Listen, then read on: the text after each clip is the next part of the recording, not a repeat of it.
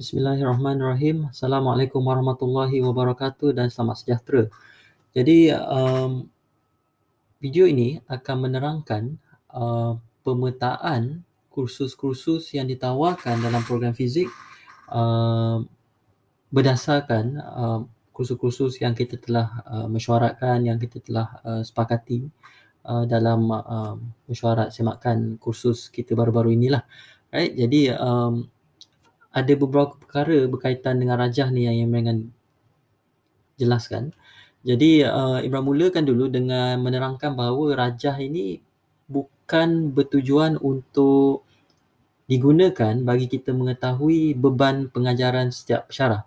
Sebab Imran rasa sudah ada banyak jadual dan borang di Google yang meminta kita untuk membekalkan maklumat tersebut. Jadi matlamat utama rajah ini disediakan, pemetaan ini disediakan bukan untuk kita mengetahui siapa yang banyak beban mengajar, siapa yang sikit beban mengajar. Sebab Imran rasa ada dokumen lain yang telah melakukan perkara itu. Right?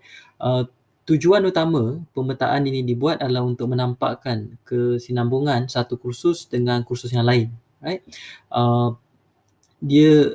Imran rasa kita kena bayangkan program pengajian yang dilalui oleh pelajar kita sepanjang 4 tahun ini, dia semacam lari berganti-ganti. Right?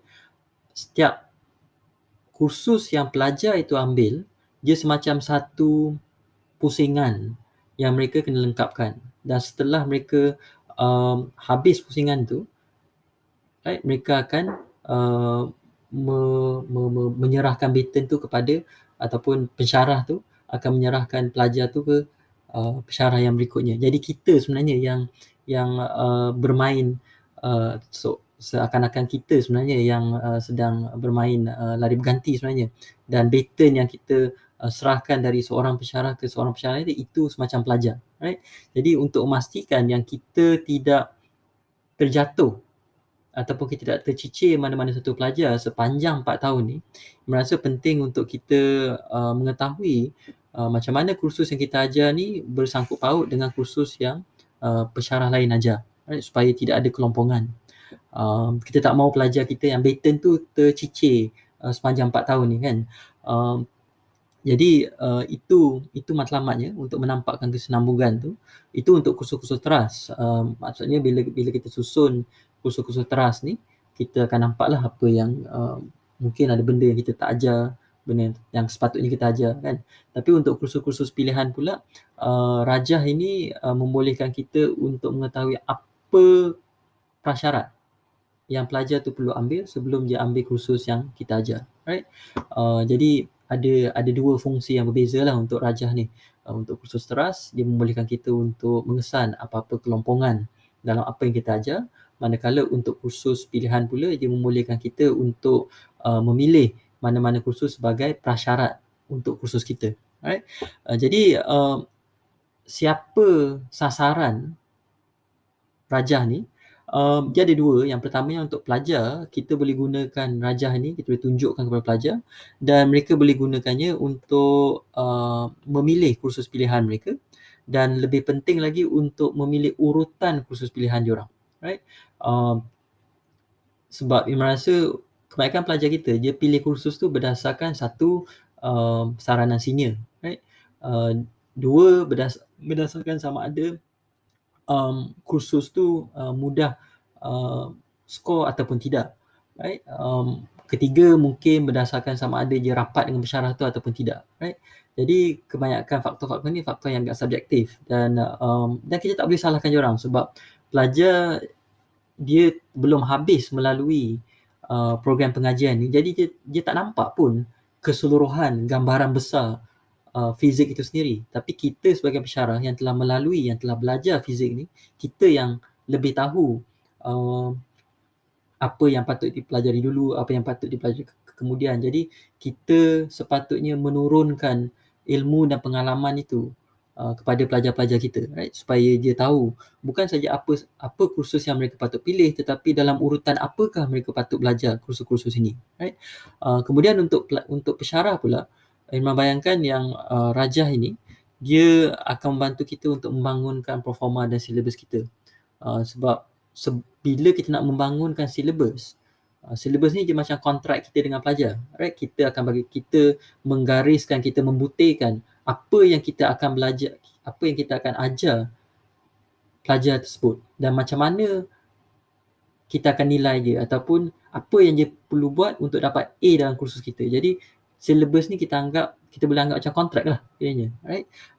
Dan dalam mereka bentuk silibus ni, kita selain daripada mengetahui tentang bidang yang kita nak ajar tu, kita juga perlu kenal pelajar kita. Khususnya kita kena tahu apa yang mereka dah tahu sebelum mengambil kursus kita dan apa yang mereka akan belajar selepas mereka selesai mengambil kursus kita. Jadi kita sebagai pensyarah, kita perlu tahu okey, apa yang awak dah belajar dan apa yang awak akan belajar lagi selepas ini. Jadi dengan dua-dua butiran maklumat tu, kita boleh tahu letak duduk kursus kita ni di mana dalam sepanjang 4 tahun ni. Adakah kursus aku ni penting ke? Maksudnya kalau pelajar tu fail kursus aku, memang tak layak lah dia bergraduat dalam untuk ijazah fizik ni, ataupun kursus aku ni kursus pilihan saja. Jadi kalau dia kalau dia dapat C, dapat E, dapat D pun tak apalah sebab dia kursus pilihan saja. Jadi Ibn Rashad agak penting untuk kita tahu juga betapa mustahak ataupun sampingannya kursus kita. Alright? Sebab itu akan membantu kita untuk menilai pelajar mutu pelajar kita. Dan bercakap tentang mutu pelajar kita, salah satu lagi tujuan rajah ini dibuat adalah untuk membolehkan kita untuk memastikan yang kursus yang kita ajar tu tidak terlalu sukar, right? Biasanya itu yang pensyarah risaukan, kursus yang kita ajar ni terlalu sukar. Tapi Imran juga, kita juga ada satu lagi kerisauan yang jarang orang cakap, dan itu adalah kerisauan yang kursus kita ni terlalu senang ataupun sengaja dilonggarkan kesenangan dia sebab kita kononnya nak membantu pelajar. Imran rasa dua-dua, sama ada kursus terlalu susah ataupun terlalu senang, kedua-dua tu dia akan memberikan nilaian yang salah tentang pelajar kita. Maksudnya kalau kursus tu terlalu susah, right? Mungkin ramai pelajar yang tak akan skor, dan pelajar tu tak skor bukan sebab pelajar tak mampu menguasai kursus tu, tapi sebab tahap yang kita ajarkan tu tak selaras, tak sepadan dengan kemampuan pelajar kita. Right? Jadi akhirnya kita dapati ramai pelajar yang gagal kursus kita sedangkan pelajar kita mampu. Jadi dia memberikan, hasil grade itu memberikan gambaran yang salah. Tetapi kalau kursus itu terlalu senang pun, right, pelajar banyak skor, right? Banyak skor. Tapi bila mereka meningkat ke kursus yang lebih susah, tengok-tengok diorang tak mampu mencapai tahap yang diperlukan untuk kursus yang lebih lanjut itu kan. Jadi itu pun memberikan gambaran yang palsu juga tentang tahap pelajar kita, right? Jadi masa di sini kita nak memastikan yang bila kita mengiktiraf pelajar kita sebagai pelajar ijazah kelas pertama atau kelas kedua, kita nak yakin bahawa bila kita kata okey, pelajar A ni adalah pelajar ijazah kelas pertama, kita mesti boleh mempertahankan kenapa kita rasa pelajar tu layak mendapat ijazah kelas pertama, right? Kalau kita dan untuk mempertahankan tu, kita kena tahu apa cara yang kita telah gunakan untuk menilai pelajar tu sama ada dia layak ataupun tidak mendapat ijazah kelas pertama. Jadi keyakinan kita, kebolehan kita untuk membezakan pelajar yang bagus dan pelajar yang lemah, pelajar sederhana tu bergantung juga kepada mutu dan tahap kesukaran kursus kita. Kalau kursus kita terlalu sukar, itu pun tak akan memberikan nilai yang betul, yang tepat tentang tahap pelajar kita. Kalau kursus terlalu senang, itu pun tak akan memberikan gambaran yang tepat, gambaran yang benar tentang mutu pelajar kita. Jadi kita nak cari, kita nak berlaku adil kepada pelajar kita. Kita tak mau bagi tahu yang mereka ni sangat teruk, walhal sebenarnya mereka bagus. Tapi kita juga tak mau bagi tahu mereka ni bagus, sedangkan kalau kita gunakan nilaian lain, mereka sebenarnya tak ada kualiti. Alright. Jadi kita nak elakkan kedua-dua ekstrim tersebut. Right. Jadi macam mana kita nak baca rajah ni? Pertamanya, setiap satu kursus tu diwakili oleh satu kotak, right? Dan dalam setiap satu kotak tu ada nama kursus dan juga ada nama pensyarah yang mengajar kursus tersebut. Ada beberapa kursus yang ada kursus yang kotaknya tu garis penuh, right? Ada kursus yang kotaknya tu garis putus-putus, right? Kursus yang kotaknya tu garis penuh itu adalah kursus wajib. Manakala kursus yang garisnya tu putus-putus itu adalah kursus pilihan. Okay. Kemudian susunan kursus ini, setiap satu kursus ini disusun dari kiri ke kanan, right? Dan susunan kiri ke kanan ni mengikut semester. Jadi semester pertama sini, semester kedua, 3, 4, 5, 6, 7, 8. Jadi kita ada 8 semester untuk 4 tahun kan. Dan setiap satu tahun pengajian tu akan diberikan warna yang sama. Jadi warna kelabu ni untuk tahun pertama, warna biru tahun kedua, tahun ketiga, warna hijau, dan warna jingga ni untuk tahun keempat. Okay. Jadi setiap satu kursus ni telah diletakkan pada tahun pengajiannya dan juga pada semester ia ditawarkan. Right.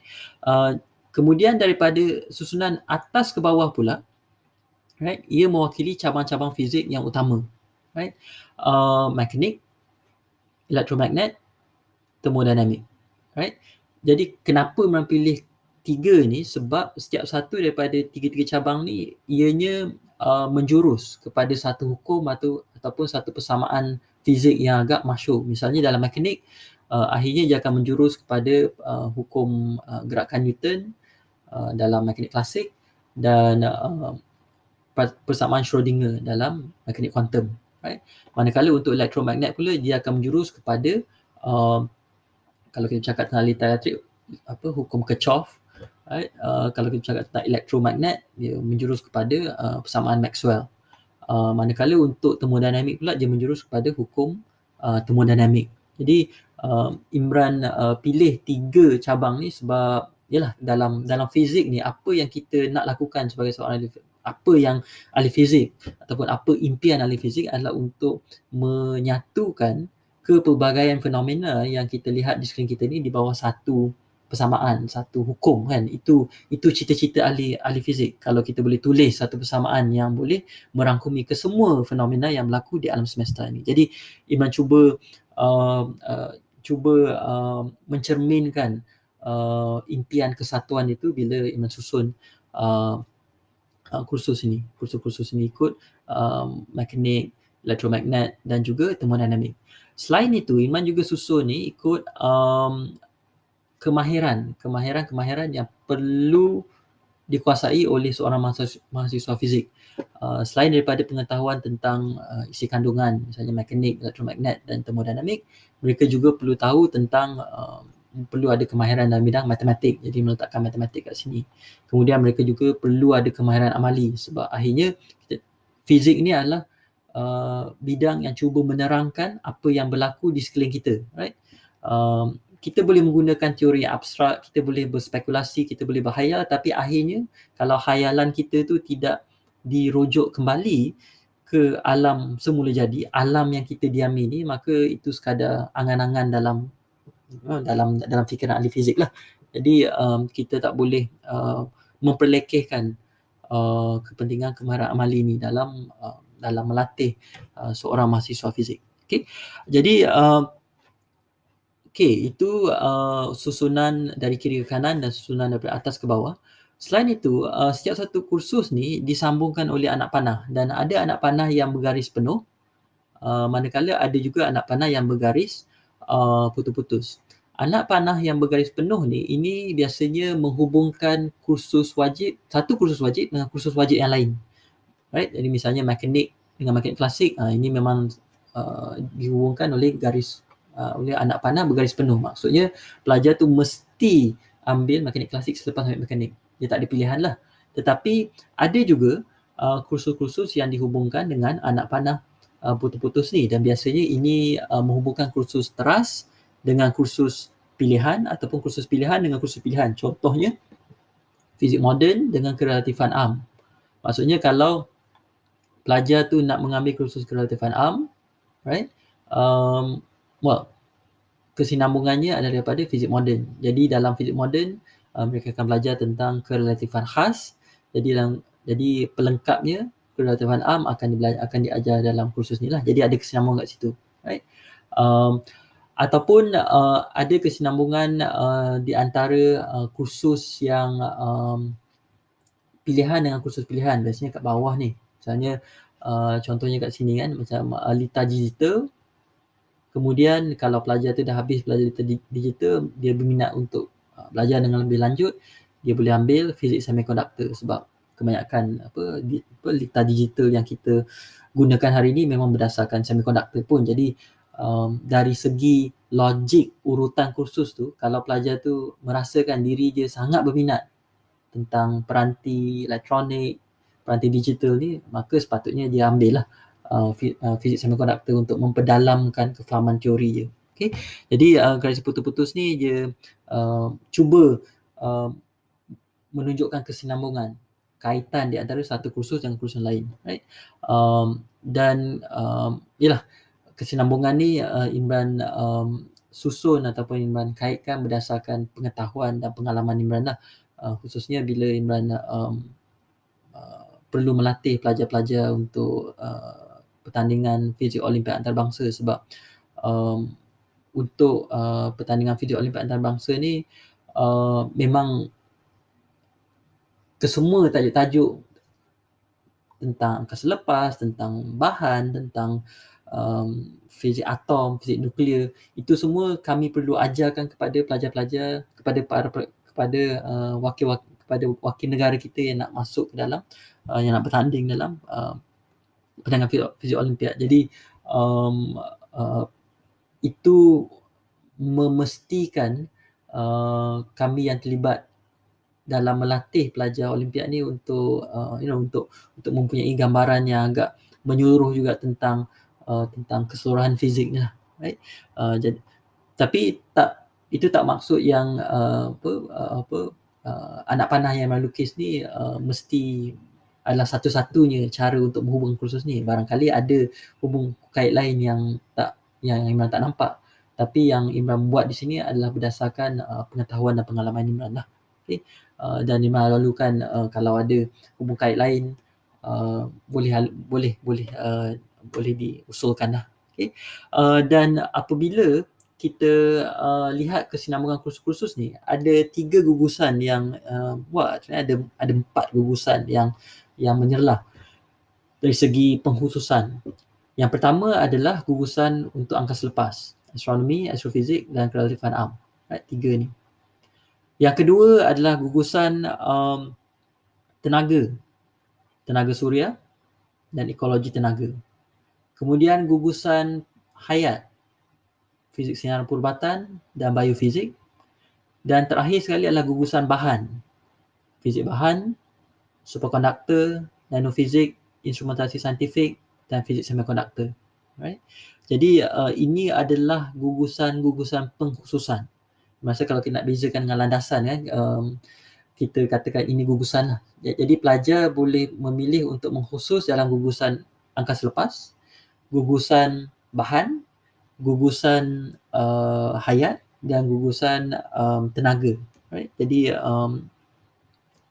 itu masa itu membantu pelajar untuk sekurang-kurangnya dia memandu jugalah pelajar dalam memilih kursus pilihan mereka. Jadi tidaklah mereka macam sekadar memilih mengikut suka hati mereka saja, sebab akhirnya itu sekiranya mereka tidak berfikir dalam pemilihan kursus diorang, akhirnya dia akan menyusahkan diorang nanti, right? Melainkan mereka memang mempunyai minat yang meluas dalam fizik. Tapi biasanya berdasarkan pengalaman Imran, pelajar ni bila dia pilih semua kursus dan kursus tu tak berkaitan, biasanya sebab dia orang tak tahu apa nak pilih.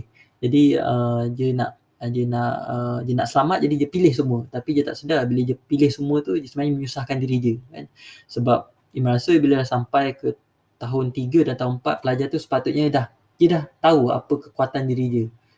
Right? Kalau dia tahu diri dia kuat dalam bidang pengatur caraan, maka sepatutnya dia ambil lah fizik komputasi. Right?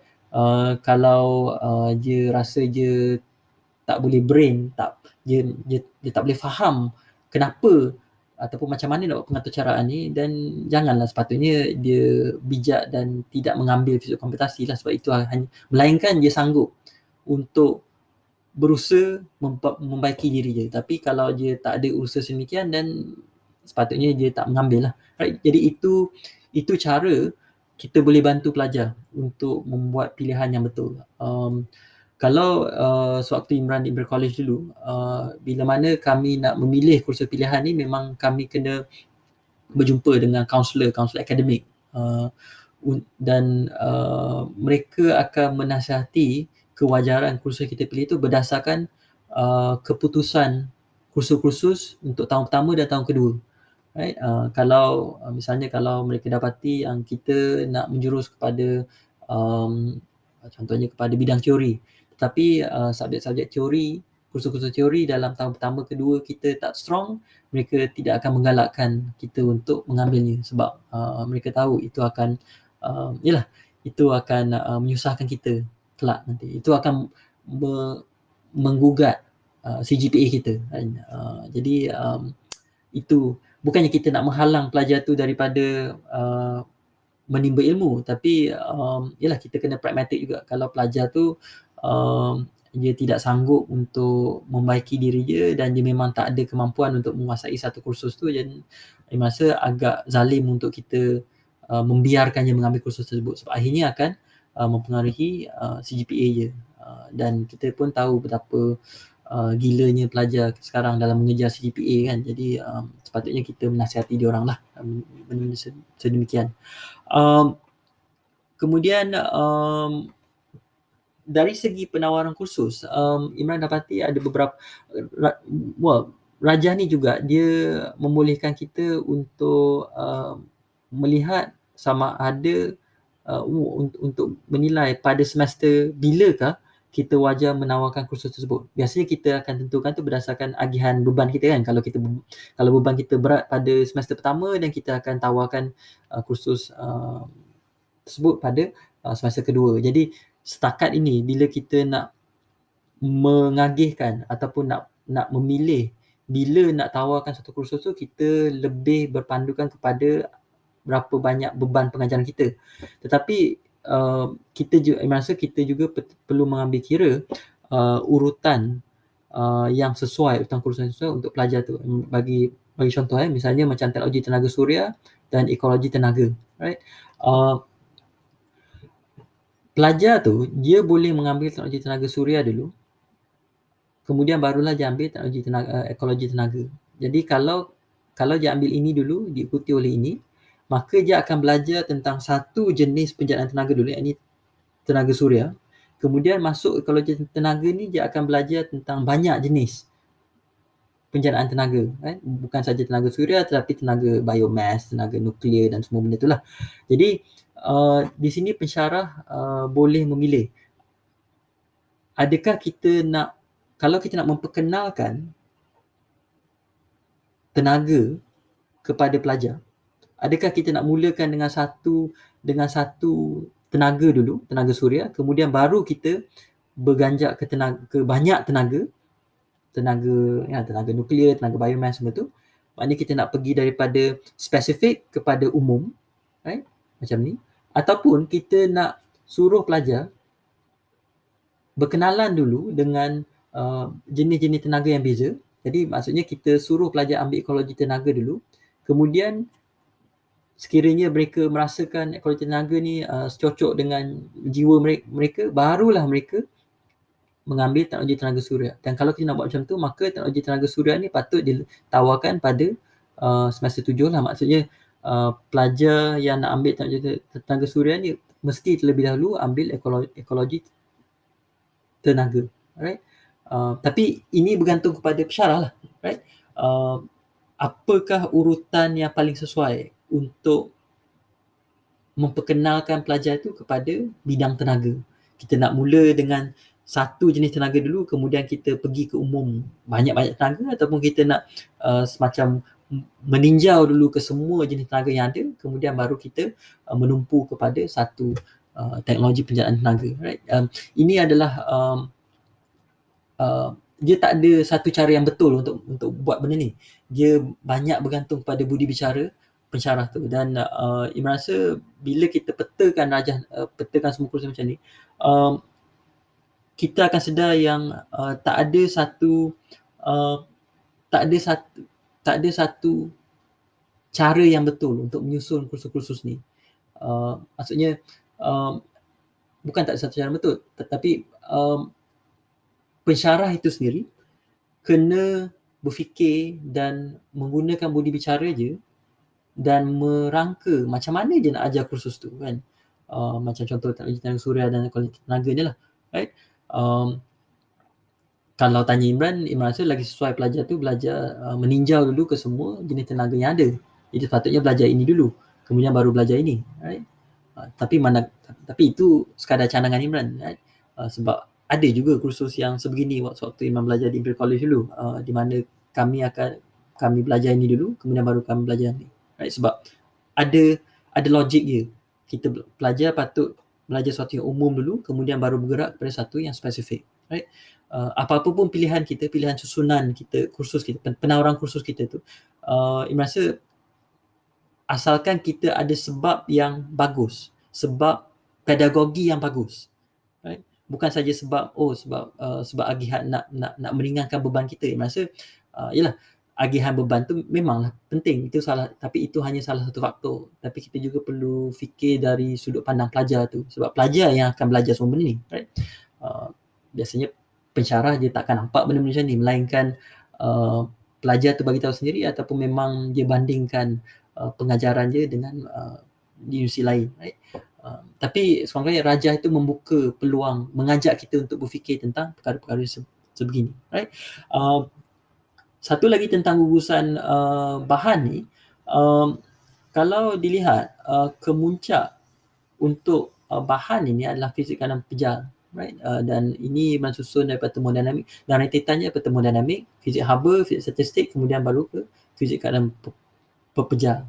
Jadi ini bersifat agak teori, tetapi yang ini dan yang ini bersifat agak gunaan, right? Jadi bila kita ini mungkin perlu dibincangkan di kalangan pensyarah yang mengajar kursus-kursus gugusan bahan ni, macam mana nak mengimbangi isi kandungan yang bersifat teori dengan isi kandungan yang bersifat gunaan, right? Kedua-dua tu penting, tapi kadang-kadang pelajar tak nampak benda tu, right? Pelajar mungkin nampak dalam fizik statistik belajar tentang Fermi-Dirac distribution, belajar tentang Bose-Einstein distribution. Kemudian dalam fizik bahan belajar tentang jenis-jenis bahan, gelas, seramik semua tu, dan pelajar tak nampak apa kena mengenanya,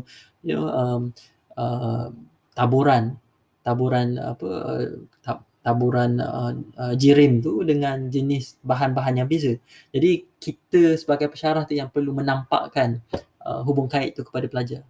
Kalau tidak, pelajar akan menganggap setiap satu kursus ni adalah semacam satu fakta yang dia kena hafal. Dia takkan nampak perkaitan di antara satu kursus dengan kursus yang lain. Dan sedangkan kita sebagai pensyarah, kita boleh nampak keseluruhan hubung kait ni, tapi pelajar tak nampak, right? Sebab dia orang belum habis lagi, right? Dia macam ni lah, kalau kita bayangkan kita sedang membina sebuah rumah, right? Dan kita arkitek rumah tersebut, right? Kita dah boleh nampak dalam kepala kita rupa rumah tersebut, tetapi pelajar ni adalah semacam orang yang sedang melihat rumah tu sedang dibina, right? Pelajar tu mungkin nampak rumah tu dibina peringkat demi peringkat. Mula-mula ada tiang je, kemudian ada dinding je, kemudian ada bumbung je, kan?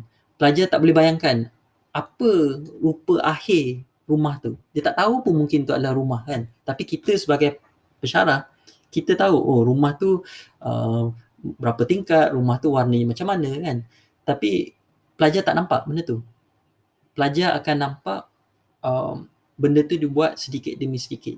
Jadi kita sebagai pensyarah, kita kena sentiasa peringatkan pelajar tu, awak belajar semua ni sebab awak nak dapat rumah tu, right? Kita yang kena kita kena sentiasa menampakkan rumah tu, rumah yang hasil akhir tu kepada pelajar kita, right? Jadi apa yang Imam harap kita boleh buat berdasarkan Rajah ni adalah untuk first kita sekiranya kalau ada ulasan ataupun ada penambahbaikan yang ingin dicadangkan, Iman ala lalukan lah, right? Dan ini cuma draft pertama saja. Dan sebarang ulasan yang boleh menambah baik lagi pemetaan ini amat dialalukan. Dan kan kita ada bincang dalam mesyuarat, kita kata pensyarah-pensyarah yang mengajar kursus yang berkesinambungan ni patut duduk bersama. Merasa kita boleh gunakan rajah ni untuk menentukan dengan siapa kita harus berbincang untuk mengetahui sebelum kita membina performa kita. Misalnya kalau macam Imran kan untuk fizik moden, dan Imran perlu tahu apa yang Dr. Yap ajar dalam mekanik klasik kan, sebab Imran akan mengambil alih daripada sebab Imran perlu pastikan ada kesinambungan di antara mekanik klasik dan fizik moden. Dan Imran perlu tahu juga apa yang akan diajar dalam fizik kuantum 1, apa yang Dr. Alika akan ajarkan, sebab fizik moden ni dia semacam gerbang di antara mekanik klasik dengan fizik kuantum, right? Jadi Imran ni fizik moden macam jambatan. Jambatan ni mesti berjaya menghubungkan mekanik klasik dengan fizik kuantum. Kalau Iman Shock sendiri ajar benda yang Iman ajar je, maksudnya fizik moden tu tidak berperanan sebagai jambatan yang berkesan. Jadi itu tujuannya rajah ini dihasilkan. Jadi kalau Iman just sebelum Iman tamat benda ni, Iman just pergi satu persatu kat sini. Mekanik klasik, fizik moden. Kemudian daripada fizik moden ni, pelajar ialah dia ke fizik kuantum 1 dan fizik kuantum 2. Right? Dan daripada fizik moden ni juga pelajar pergi ke astronomi. Right? Sampai astronomi ke astrofizik. Ataupun, dan bila ambil astrofizik ni, merasa pelajar patut juga ambil creative and arm. Right? Sebab creative and arm dia bukannya guna dalam fizik bahan ataupun tenaga, ataupun dia hanya digunakan dalam gugusan angkasa lepas saja. Jadi agak pelik kalau pelajar ambil creative and arm tapi tak ambil astrofizik. Dia semacam belajar teorinya tapi tak belajar fenomena-fenomena yang menggunakan teori tersebut kan. Kemudian yang sejarah fizik di sini Imran letakkan di semester 7 sebab Imran rasa pelajar tu dia perlu sekurang-kurangnya perlu habis belajar kursus-kursus teras tu sebelum dia boleh sebelum dia boleh meninjau sejarah perkembangan fizik itu sendiri, right? Jadi Imran rasa mungkin sejarah fizik ni Imran hanya akan buka untuk pelajar tahun 4 lah, right? Sebab semester 7 ni pelajar tahun 4 kan. Jadi hanya dengan itulah pelajar tu ada kematangan untuk meninjau sejarah fizik ni, right? Kemudian daripada fizik kuantum ni dia boleh pergi ke fizik senaran perubatan sebab dia berkenaan dengan atom dan nukleus semuanya. Jadi mungkin untuk fizik kuantum ni perlu juga memasukkan, sebab kita dah tak ada fizik atom, jadi perlu juga memasukkan tajuk-tajuk berkenaan dengan atom, struktur atom dan juga struktur nukleus, right? Fizik semasa pun tak ada. So fizik semasa tak ada, fizik atom tak ada. Jadi kita dah hilang 2 kursus pilihan yang sebelum ini mengajar tentang fizik zarah, fizik nukleus dan fizik atom. Jadi itu mungkin perlu dimasukkan dalam fizik kuantum 2 ataupun fizik kuantum 1. Jadi perlu diagihkan, atau mungkin boleh masuk juga dalam fizik moden. Jadi ketiga-tiga pensyarah ni perlu kita perlu duduk dan perlu agihkan lah apa yang perlu diajar. Kemudian di sini teknik matematik 1, matematik 2, fizik statik gunaan dan fizik matematik, right? Sepatutnya fizik matematik ni memang patut buat satu lagi garis, dia berhubung ke dia sepatutnya berhubung ke dia berhubung ke elektromagnetan, right? Tak ni, right? Patutnya macam tu, right? Sebab kalkulus vektor yang dipelajari dalam fizik matematik ni akan digunakan dalam elektromagnetan, dan Imran rasa juga akan digunakan dalam keadaan arm. Jadi memang patut letak mungkin satu lagi macam berikut. Sekejap. Letak sini. Sini pun boleh kot. So,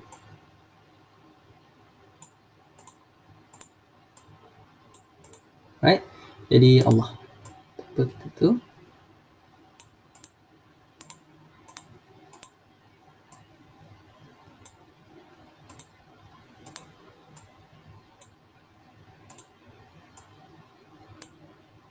Okey. Jadi daripada fizik matematik tu dia akan digunakan dalam kerelativan arm, tensor, dan kemudian ke elektromagnetan dalam calculus vector, right? Ke divergence dan semua benda lah tu, right? Yeah. So ini pula makmal fizik, makmal tahun 1, right? Makmal tahun 2. Kemudian di sini memang pecahkan kepada dua cabang ni sebab Imam rasa pelajar kena sedar yang bila kita cakap tentang kemahiran amali ni, dia bukan semestinya bermaksud melakukan eksperimen secara fizikal, tetapi juga melibatkan pemodelan. Dan pemodelan dilakukan di atas komputer. Jadi Imam rasa pelajar bukan saja perlu tahu melakukan eksperimen secara fizikal, tetapi mereka juga harus tahu macam mana nak memprogramkan komputer, macam mana nak membina program agar mereka boleh melakukan eksperimen secara maya. Right? Kemudian daripada makmal tahun 2 ni, dia terus ke latihan ilmiah 1 dan latihan ilmiah 2. Okay. Kemudian untuk elektromagnet pula, bermula daripada bunyi dan cahaya, kemudian electric dan magnet, right? Kemudian dia berpecah jadi dua, dan Imam rasa ini memang berlaku di mana-mana. Elektrik dan magnet ni dia akan berpecah menjadi aspek teorinya, elektrostatik, kemudian tentang magnet, right? Dan kemudian dia akan juga berpecah kepada aspek gunaannya bila cakap tentang litar elektrik, right? Dan litar elektrik ni dan keelektromagnetan ni dia akan menjurus kepada gelombang elektromagnet dan optik lah. Ini lebih kepada ialah ini dah menggabungkan kedua-dua, daya elektrik dan daya magnet kan. Kemudian untuk litar elektrik ni pula ini analog, right? Kemudian digital ni, right? Litar digital ini kalau pelajar tu dia minat dan dia boleh mengambil ni sebagai kursus pilihan, right? Tapi sekarang ni Imam rasa di bawah landasan kesarjanaan memang diorang kena ambil litar digital pun, jadi mereka tak boleh lari pada tu. Kemudian daripada sini mereka ke fizik semiconductor, ataupun daripada litar elektrik tu mereka boleh pergi ke tenaga teknologi suria sebab dia melibatkan penjanaan elektrik, right? Dan daripada teknologi suria pun mereka boleh pergi ke fizik semiconductor sebab panel suria tu adalah dia sesimpang PN kan, dia guna dia guna semiconductor kan, jadi tak boleh lari daripada situ lah. Kemudian daripada gelombang elektromagnet dan optik ni yang agak teori, kemudian kita boleh lihat aplikasinya dalam optoelektronik, right? Peranti-peranti menghasilkan cahaya, mengesan cahaya, menyalurkan cahaya kan, jadi semua tu lah under optoelektronik. Kemudian yang terakhir sekali yang termodinamik, cabang termodinamik, daripada termodinamik, fizik haba, kemudian fizik statistik, dan daripada sini ke fizik bahan. Jadi ini kemuncak lah untuk gugusan fizik bahan ni. Yang ni semua pelajar kena ambil, right? Kemudian fizik keadaan pejal ni dia boleh dia pun berkait dengan fizik bahan, dan fizik bahan ni dia boleh pergi ke jenis bahan, ada superconductor, kemudian ada pergi lagi dalam lagi nanofizik, dan kemudian nak mencirikan bahan tu instrumentasi saintifik. Jadi itu secara ringkasnya pemetaan yang telah Imam lakukan untuk kursus-kursus dalam program fizik ni lah. Jadi Imam harap ini berguna, dan sekiranya ada apa-apa cadangan ataupun ada apa-apa penambahbaikan boleh dikemukakan lah, right? Jadi terima kasih kerana sudi mendengar, dan Imran harap ianya bergunalah kepada kita semua. Assalamualaikum warahmatullahi wabarakatuh dan selamat sejahtera. Terima kasih.